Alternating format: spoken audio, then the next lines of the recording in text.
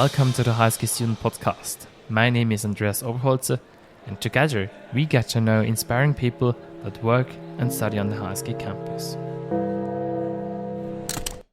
It was an impressive image when we last year saw thousands of students on the streets demanding action to stop climate change. For today's episode of the HSG Student Podcast, I've invited Ismea. Ismea is currently an assessment year student at the HSG and an active member of the climate strike movement in Switzerland. Welcome to the podcast, Ismea. Thank you. Please introduce yourself. So I'm Ismea. I'm 19 and I come from Ticino, so the Italian-speaking part of Switzerland.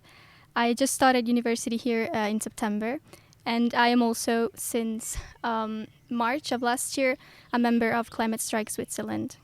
Okay. So would you consider yourself as a climate change activist? Is this the right term for you? So I've had people talk about me using this term, and that's kind of where I realized I think I could be one. Yeah. But I never thought of myself like that before people actually labeled me, because I didn't feel like what I was doing was actually such a big thing to be called an activist. Seemed something quite normal to do. And so... Okay, so let's talk about what are you actually doing then? So we operate on different levels. So on cantonal levels, we usually organize all the details of the strikes, the manifestation, demonstrations in the different cities. So the police permit and peacekeeping corps and all of that, and the speeches, of course. But I usually work behind the scenes, preparing, for example, our claims, the documents we send to the government, and all these kind of things. Okay. So this is on a cantonal level. I read that you're also active on a national level. What is the work on a national level? So on a national level, we usually coordinate the dates where we want to have actions on a national level. And we have some more ambitious programs. And for example, the Climate Action Plan, which is a plan we developed with some scientists to actually put down the policies Switzerland could put in place to become carbon neutral and fight climate change. And then last year, you even participated in an international conference. What do you do there? Yeah, that was interesting because it was the first international summit that we had, such a big summit. So we were more than 500 activists from all around Europe and even outside of Europe. And we basically tried to write down some guidelines and some principles the movement would follow. We're a decentralized movement, so no unit has to follow the guidelines if they don't want to. But we wanted to kind of find a common ground and things we were all agreeing on to define ourselves. What do you think are the differences when you are active in a group, for example, when you're in Tennessee and talking to your peers there, compared to when you talk to your peers at an international conference? Is it a different atmosphere? Is it a different spirit? How do you experience these two settings? So, well, first of all, I think one big difference is the language barrier, because obviously in your regional organization, you're all talking the same language and it's your first language. So sometimes you don't have the obstacles you have on a national level in Switzerland because we have so many languages, or on an international level where not everybody speaks English that well, or of course it's not everybody's first language. So that is something more difficult to coordinate.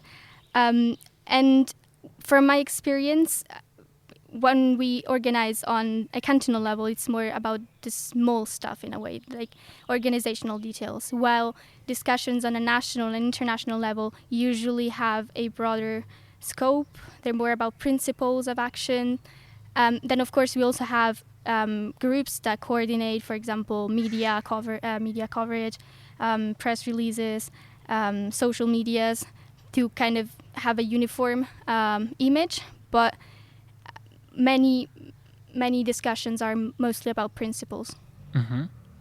we talked about language, and there's one thing you do in this climate change movement. You do something with your hands. Can you explain this?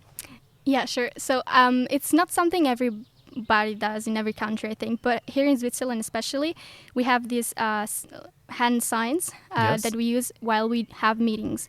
Because, for example, at national meetings, there's usually between 200 and 300 people. And in the assembly, like in small groups, it's still feasible to discuss in a productive way. But when you're so many people, it becomes very hard. And so we have these signs. For example, if you put your hands up and you shake them, you're saying you agree with what the person is saying. And there's this whole code of signs. I think there are 10 to 15 signs we use to make our discussions more productive and make them run smoothly. Okay. Do you think that these hand signs would be something that could be introduced, for example, in lectures? Yeah, I think they are very useful, and they could be introduced in many different settings.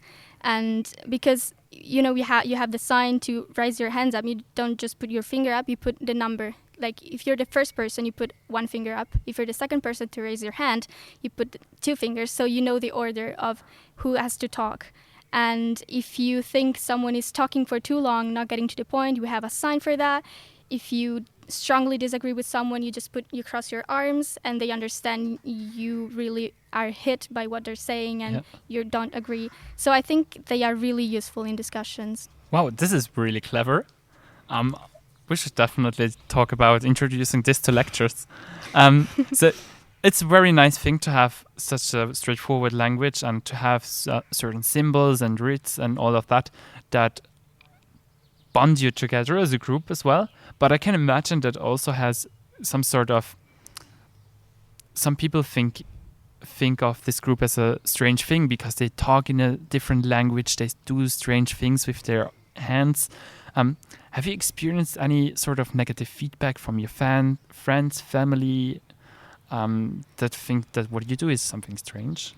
Yeah, mostly at the beginning it wasn't that strong, I think, but after the groups kind of consolidated, even though we are very diverse groups, we have people with all political opinions, we're very varied in our group, and we come from very different backgrounds, but still we created a common identity in a way because we work together so much. And at the beginning it wasn't so hard, but it wasn't such a big thing. But then as we started working more and more, the group obviously became more united, and it seems kind of an us and them, which we don't really want because we want to include everybody, and we're really open to anyone who wants to join us. But I think there is this kind of thing where we kind of seem like a closed group at times, and people don't really perceive us that well, maybe. Okay. How do you deal with that? Well, we always try to seem as open as possible. No, I mean on your personal level, for yourself. Okay. Well, I mean, I'm lucky because all of my friends share my same ideals on this. So even if they are not actively implicated into climate strike, they all support me very much. And my family is also very supportive. But of course, especially because I live in Ticino and all national meetings are usually in Bern or in Zurich, I always had to travel a lot, maybe in the weekends. And my parents weren't always too happy about it because I'm already out in the week and they couldn't see me there as well. And it also costs a little bit. So, it's not something that it's always 100% nice and everything runs super smoothly. But I was actually lucky. I've had people that have stronger opposition from their parents, and I think for them it was a little bit harder, but for me it wasn't too hard. You've mentioned a lot of traveling, a lot of work. The assessment year, I know from my personal experience, is a tough one. How does it work that you can combine those two activities? I'm not gonna lie, it was kind of hard, and I have no idea how these exams went, but I had a lot of work. We had a big demonstration planned for the 15th of May, so up to there I had to work quite a lot for it, and we ended up doing a 12-hour radio live. And so we had to interview all the hosts, and we had to prepare the material, and it was quite a lot of work. And I should have been studying for my exams there. So we'll see how they went. But for the first semester, it worked, so I hope it'll work as well. Okay, keeping my fingers crossed for you. Thank you.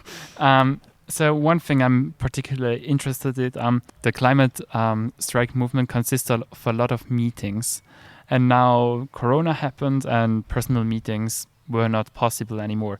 How has that changed your activism and how you work together? So for me, it changed a little because when I started university here, I couldn't attend all the meetings in Ticino. So I moved a little bit more on the national level, national projects, which are usually held in Zurich. So I could go there 1 hour and a half by train. It was easier. And then when we were in the lockdown, meetings started to be on Zoom or on online platforms. So I could start again to participate into the Ticino things, and I could get a lot more active there as well. So we had actually a lot more meetings than we usually had in person, and we worked even more. So I don't think it limited us. Of course, personal meetings are better.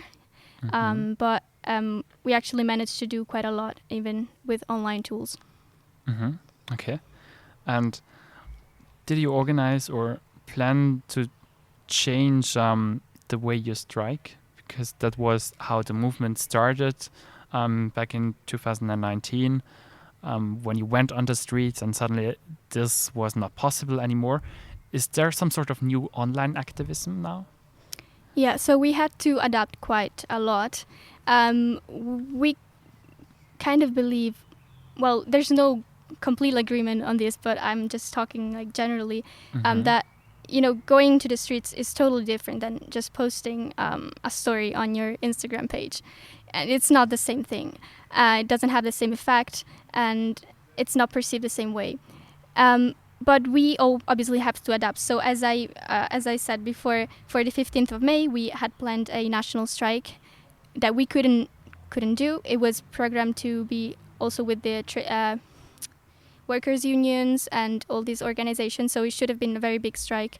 And we had to reinvent ourselves. And so we did this 12-hour live radio where we interviewed economists, experts, activists from around the world, talked about different themes, for example, how the climate is related to the work, jobs sector, how it is related to COVID and all these things.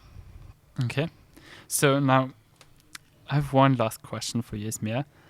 What is your personal vision for the future? What do you want to achieve? What do you want to impact? How do you want to impact the environment around you? Yeah.